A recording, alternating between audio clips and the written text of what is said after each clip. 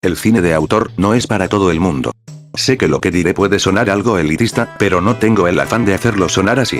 Cuando ves una película de esta índole, lo normal es sentirse confundido e incluso enojado, por sentir que esta clase de cine no te está contando nada con lo que presenta.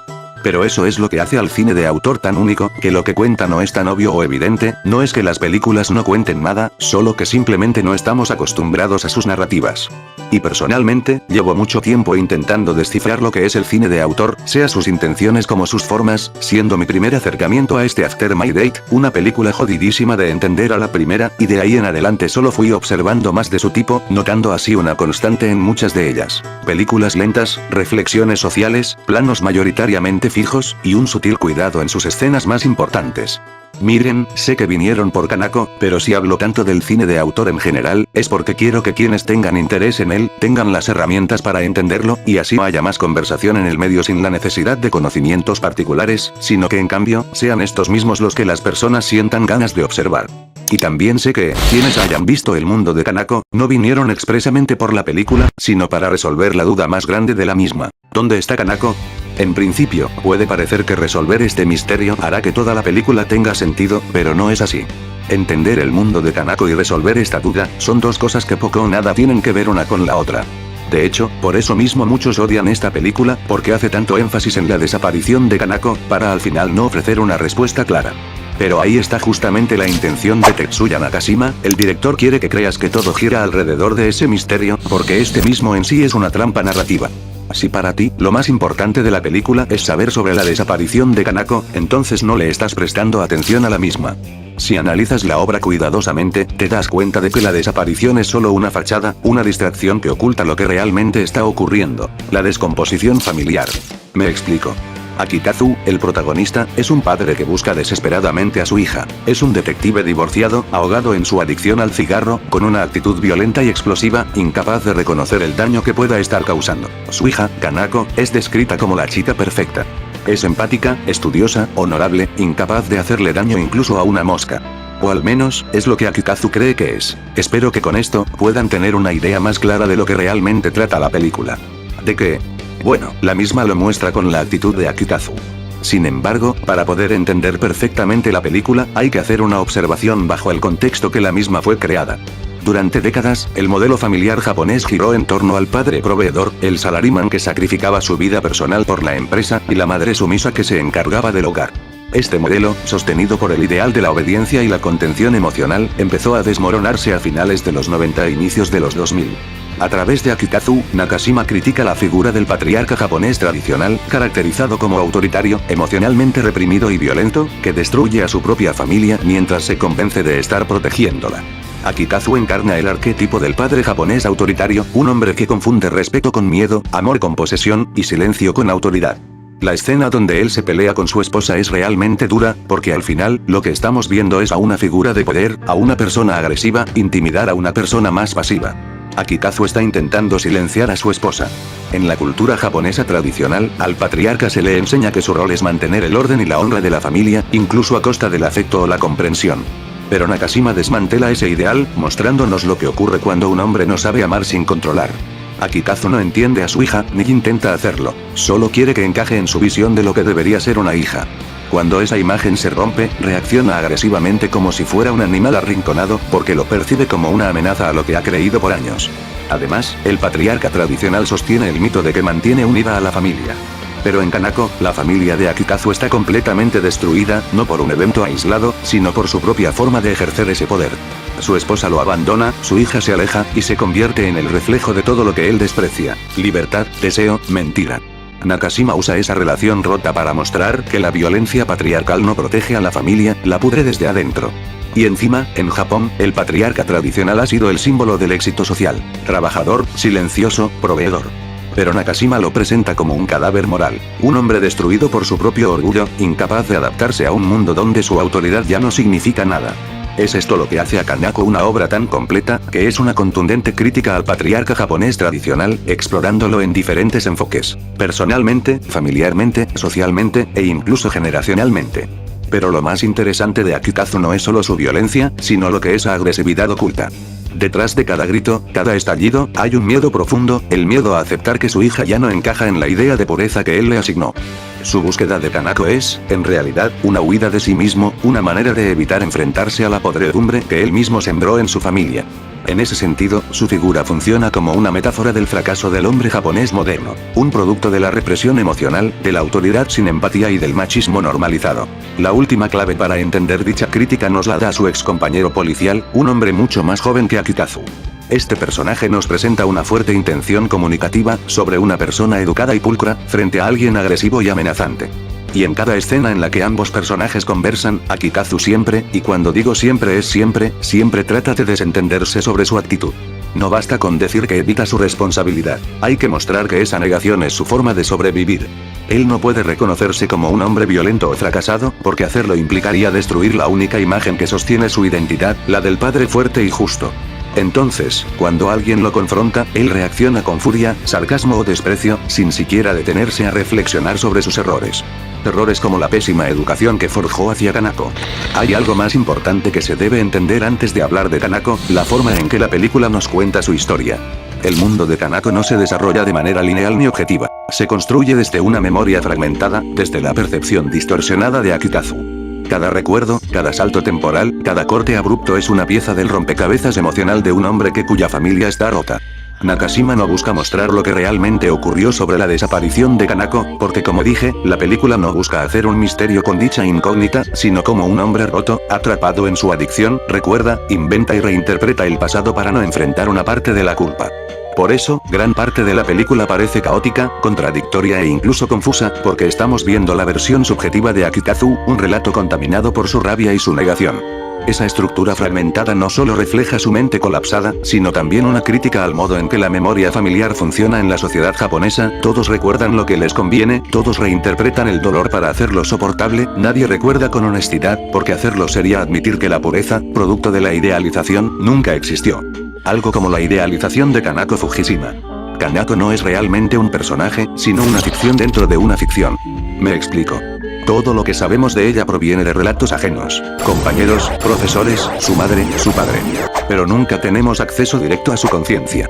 Nakashima, con total intención, niega a Kanako una voz propia, y ese silencio es lo que la convierte en el reflejo perfecto de la falsedad social que la rodea. En la superficie, Kanako es la encarnación del ideal femenino japonés. Belleza discreta, gentileza, obediencia, excelencia académica y una pureza casi angelical. Pero todo ese brillo, apenas lo tocas, se desmorona. A medida que Akikazu profundiza en su búsqueda, esa chica perfecta se revela como una figura contradictoria, drogadicta, manipuladora, sexualmente activa, y moralmente ambigua. Sin embargo, lo verdaderamente importante no es si esas acciones son reales o inventadas, sino qué representan. Kanako ha aprendido que el amor y la validación solo existen mientras se interprete el papel que otros le imponen. La pureza, para ella, no es una virtud sino una herramienta de control, una estrategia para sobrevivir en un entorno dominado por las apariencias. Ahí reside lo más trágico del personaje, Kanako no manipula porque disfruta del poder, sino porque no conoce otra forma de relacionarse. Creció en un hogar donde el afecto estaba contaminado por la violencia y la represión, y siendo hija de un hombre que confundía autoridad con amor, ella entendió que debía fingir para ser amada. Y fingió también que incluso su padre, Akikazu, la adoraba como un icono de pureza. Kanako encarna una doble corrupción, la de una joven que aprende a existir solo a través de los ojos de los demás, y la de una sociedad que la moldea, la juzga y la destruye por no ajustarse a su propia mentira. Lo que Nakashima plantea con ella no es simplemente el retrato de una adolescente perversa, sino una denuncia del sistema patriarcal y moralista japonés, donde las mujeres son medidas por su capacidad de sostener una imagen ideal. Kanako, por tanto, es el producto final de una cultura que fabrica ángeles para luego castigarlos por no serlo. Pero no como la víctima que todos esperan como resultado de su desaparición, sino como el reflejo más cruel de su propio padre. Akikazu la idealizó como el símbolo de pureza y virtud, una especie de santuario donde proyectar lo poco que quedaba de su orgullo. Pero Nakashima destruye esa ilusión con una frialdad casi quirúrgica. Kanako no es la hija ejemplar, sino el resultado más devastador de esa educación basada en el miedo, el control y la culpa. Kanako en principio se presenta como una hija ejemplar, pero con el paso de la película, nos muestran la verdadera cara de ella. Una chica cruel y manipuladora, sí, pero también como una persona miserable, que la única forma que tiene para sentirse mejor consigo misma, es burlarse de otras personas aún más miserables que ella. No porque sea inherentemente malvada, sino porque su entorno la moldeó para interpretar el papel que todos esperaban de ella. Cuando descubres quién es de verdad, no ves a una villana, sino a una muchacha que aprendió que la pureza es una moneda social, ella la usa como herramienta para obtener lo único que parece darle sentido, el control sobre quienes son más débiles que ella. Tal y como Akikazu lo hace con su esposa. Por eso Kanako funciona como un detonante moral. Expone la hipocresía del padre, la indiferencia de la sociedad, la misoginia institucional. Su ausencia descompone el mundo, porque ese mundo solo existía mientras ella fingía sostenerlo. Kanako es también el centro simbólico del colapso generacional. En ella se enfrentan dos fuerzas, el Japón tradicional, representado por Akikazu, y la juventud contemporánea, nihilista, desencantada y sin referentes morales. Su comportamiento, autodestructivo, cínico, emocionalmente vacío, refleja un país que perdió sus certezas morales, pero aún vive aferrado a su máscara de respeto. En ese contexto, Kanako no es culpable ni inocente. Es el síntoma visible de una enfermedad cultural. El Japón que Nakashima retrata es uno donde las emociones están prohibidas, la empatía se confunde con debilidad y la autoridad reemplaza al amor. Kanako, en su contradicción, encarna la rebelión más pura, ser tan falsa que la verdad termina emergiendo en su mentira. En el contexto japonés, el nihilismo no es solo la ausencia de sentido individual, sino el resultado histórico y social de la pérdida de propósito colectivo. Después del auge económico y su posterior colapso en los 90, una generación entera creció con promesas rotas. El trabajo ya no garantizaba estabilidad. La familia perdió su cohesión. La escuela se volvió un campo de presión y abuso. Y los medios sustituyeron la comunicación emocional. El resultado, jóvenes que ya no creen en nada. Y no porque sean apáticos, sino porque todas las estructuras que debían darles sentido se derrumbaron. Kanako es el resultado de una generación que heredó las ruinas del ideal japonés. No tiene fe en el amor porque su padre usó la violencia como lenguaje, no tiene fe en la escuela porque es un sistema de represión, no tiene fe en sí misma porque nunca conoció un lugar donde la misma tuviera sentido. Su belleza, su crueldad y su vacío no son contradicciones, son la forma más pura del nihilismo moderno. A lo que quiero llegar, es que el mensaje de la obra, aunque puede parecer ambiguo, es lo suficientemente claro. El mensaje más evidente de El mundo de Kanako, es que la familia tradicional japonesa, basada en la autoridad paterna, la obediencia femenina y la represión emocional, está podrida desde dentro. Todos actúan según los roles que la cultura les asignó, y ese teatro social termina por destruirlos. Por eso, la película no culpa a un individuo, sino a un modelo entero de convivencia. El mensaje, no es que no seas violento ni sé mejor padre, sino algo más perturbador. El amor que nace del control siempre termina en destrucción. La última clave para entender la película, nos la da la escena final. Donde Akikazu, incluso en el borde del abismo, nunca cambia. Y ese es el problema de absolutamente todo. Él nunca cambió, sigue siendo el mismo asco de persona del principio. No hay ni un gesto sincero de arrepentimiento, cada acción que realiza está impulsada por la rabia, el ego o la necesidad de reafirmar su control. Él no busca a Kanako para salvarla, sino para reafirmar su autoridad como padre. No busca entenderla, sino confirmarse a él como víctima, como si todos y todo estuvieran en contra de él. Incluso cuando todo a su alrededor se derrumba, Akikazu sigue creyendo que tiene razón, siendo incapaz de aceptar que el monstruo que destruyó a su familia fue él mismo. Su negación constante no es simple terquedad, es su única forma de seguir existiendo, así que Nakashima no le ofrece redención porque sería mentirle al espectador, ya que Akikazu no merece perdón. Él representa a una generación, a una sociedad, que prefiere destruirse antes que cuestionar su propia autoridad. Por eso, cuando llega el final, no hay catarsis, no hay aprendizaje, solo queda un hombre vacío, roto, gritando en el abismo, convencido todavía de que el problema son los demás. No le interesa reflexionar sobre cómo educó a su hija, no le interesa arreglar sus errores, no le interesa el daño que causó y está causando, solo le interesa negarlo, esconderlo, ocultarlo como un cobarde. Y es ese el mensaje más crudo del mundo de Kanako. Cuando la negación es el único modo de vivir de alguien, la redención imposible es. Nakashima pinta un Japón como Akikazu, sin redención posible. La corrupción no está solo en el hogar, sino en la escuela, la policía, la religión. Todos los espacios de autoridad son cómplices del mismo ciclo de abuso y mentira. En ese sentido, El mundo de Kanako no es un thriller sobre una desaparición, sino una autopsia social, pero esta misma no es solo japonesa, ni siquiera únicamente familiar, es el retrato de una generación que creció entre ruinas, que heredó un mundo que ya no promete nada, pero que sigue exigiendo obediencia, éxito y pureza. El nihilismo que el filme muestra no es una elección, es una consecuencia, porque cuando una sociedad reprime el dolor, castiga a la debilidad y glorifica la perfección, lo único que produce son personas vacías, que ya no saben por qué existen. Ese vacío se contagia como una enfermedad silenciosa, con los adultos viviendo para mantener las apariencias, los jóvenes, para destruirlas. Nadie cree en nada, pero todos actúan como si creyeran, porque admitir el vacío sería admitir que nada de lo que sostuvieron tenía sentido. Y es ahí donde el nihilismo se vuelve social. No es que la gente haya dejado de sentir, sino que sentir se volvió peligroso. La empatía se interpreta como debilidad, la duda como fracaso, la tristeza como vergüenza.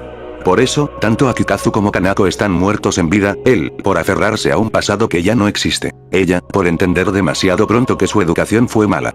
El mundo de Kanako nos obliga a mirar esa realidad sin indulzarla, recordándonos que detrás de cada sociedad que exige pureza, hay una generación que aprende a fingir. Y cuando fingir se convierte en sobrevivir, el nihilismo deja de ser una idea, volviéndose la única forma posible de existir. Y eso ha sido todo por esta ocasión. Nos vemos luego, querida gente.